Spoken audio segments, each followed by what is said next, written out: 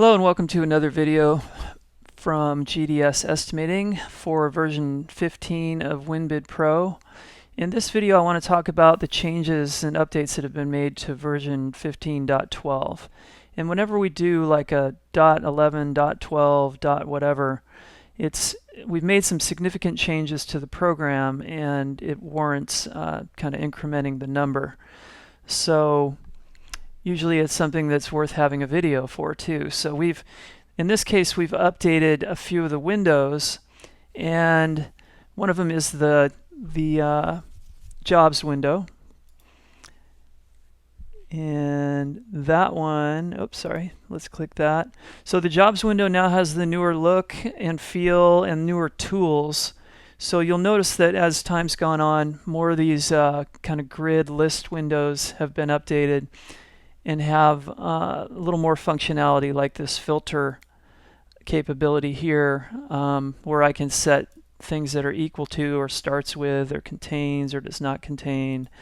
I can do all that with each column, and then I have just my single search criteria here that I type, and it searches any of the text fields for me. So it's definitely a kind of a cool tool that's real fast and easy to use, and you can clear that by hitting the X here. But these individual column tools are helpful if you're looking for something specific, like a certain estimator. You know, it would say equal to guest, and then if you're looking for, you know, a certain job name. So when your list gets really long, these kinds of tools are real helpful. So that's something that's changed. Another thing is these options or little drop-down menus up here that have changed. And so current job actions, that basically refers to whatever job you currently have open, these actions will affect that job. And over here, these can be whatever job you click on in the list, or in the case of importing a job, it doesn't matter what's clicked on or what's active. So it would just import a new job and add it to your list.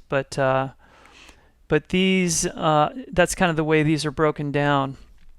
Now, specifically, something else that's changed is the way the copy to vendor works.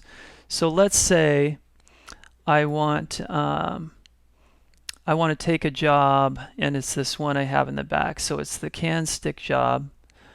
So I'm going to go back to this jobs menu, can stick. Oh, and I could have hit clear filter just to get my whole list back. And so that's the job that's currently in use. And I'm going to say I want to copy it to another vendor. And this screen here is new. So it's basically letting you pick a vendor from the list.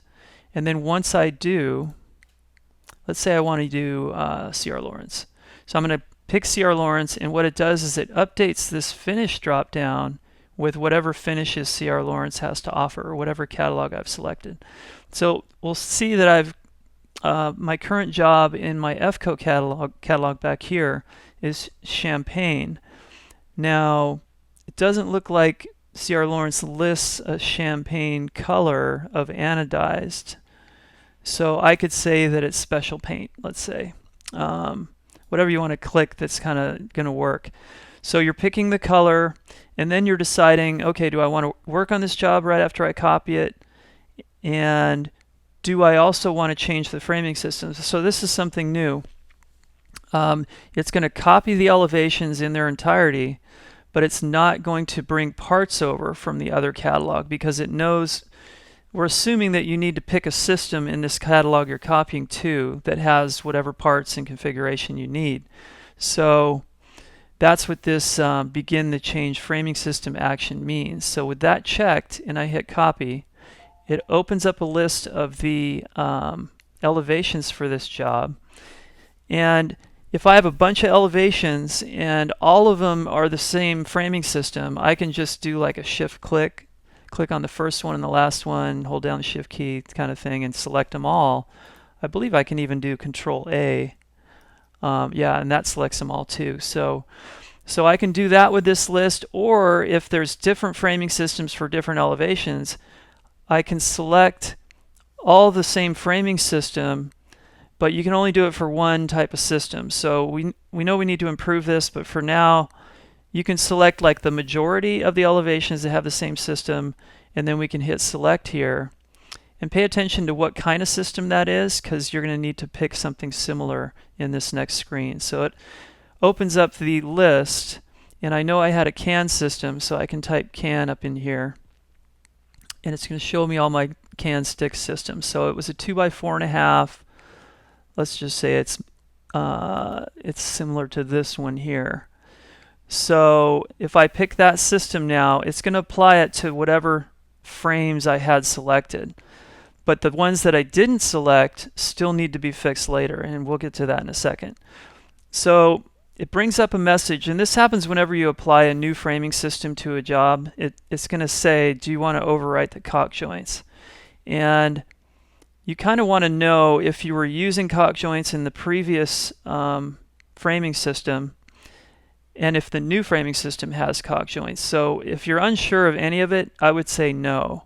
But if you know that, oh yeah, I know my caulk joints are all set up to the same and everything's good, then you can go ahead and say yes. But I'm going to say no since I don't know what the caulk joint settings were. The reason for that is if you say no, it's going to keep the same caulk joint configurations from the job you're copying from, and your frame sizes won't change if it keeps those. Because if you copy a job and change the system to one that has caulk joints, and the system in the job in the other catalog didn't have caulk joints, it's actually going to change your opening sizes, because it'll switch from a frame size to a rough opening size. So you don't really want that to happen. So I'm just dealing with frame sizes here because my caulk joints are 0. And when I say no, it stays that way. So when that question came up. So I've changed this framing system. Now, one thing I haven't changed is the doors. So this is something you would have to do. And this is something fairly new. I think it was in the version before 0.12, but you have the ability to swap the doors now just from this window. So if I want to swap, I can actually click that for the door frame. And if it's a 2x4.5, I can kind of look at the profile here and filter this. So this is an example of the older grid window that's in the program. So this is a left hinged door. So I can say left here. And again, there's so many different things with a transom. Let's just say this is the right door frame for this catalog. And I would do the same thing for the door leaf. Just swap the door for whatever door in this catalog I need to use. So otherwise, it's going to show you your door and frame, but it's not going to give you any part numbers. So if I were to edit this door leaf here, we'll notice that there's no part numbers configured. So that's something to be aware of. When you copy something and you haven't selected the equivalent in the new catalog, then there aren't going to be any part numbers for that, whether it's the frame or the door leaf. So you'll have to go through and kind of pick and swap the appropriate entrance stuff. And then also with the framing systems, I can go into the elevations window to see all the different elevations. And you'll notice the one I swapped, or the one I chose, was frame 420 in this newer Sierra Lawrence catalog. But you'll notice there's a frame 0 for the second elevation because I didn't select that one to apply a new frame to. So that is something I'm going to have to do now. So I'm going to select the second elevation. I'm going to hit Edit Settings. And then I can say Select Frame. And that's going to bring me up my entire list again. And if it wasn't a can stick, let's say it was a screw spline, then I can pick that type of system, select it, and now I've changed the framing system for that second elevation. And you'll see how it has an actual number now. So the frame 0 is a clear indicator that the frame being used for that elevation is not in the current catalog. So it's something that needs your attention. So that's something you would have to do when you copy to a vendor. And I think that covers that part of the changes for the version 15.12. So another big change for the version 15.12 is the fact that the installer for the software is smaller. And if you were to go to our website and download the program on a brand new computer, it's about half the size as it used to be. And then also there's built-in automatic updating now. So we've made it so that it happens so fast that it actually does it when you open the program.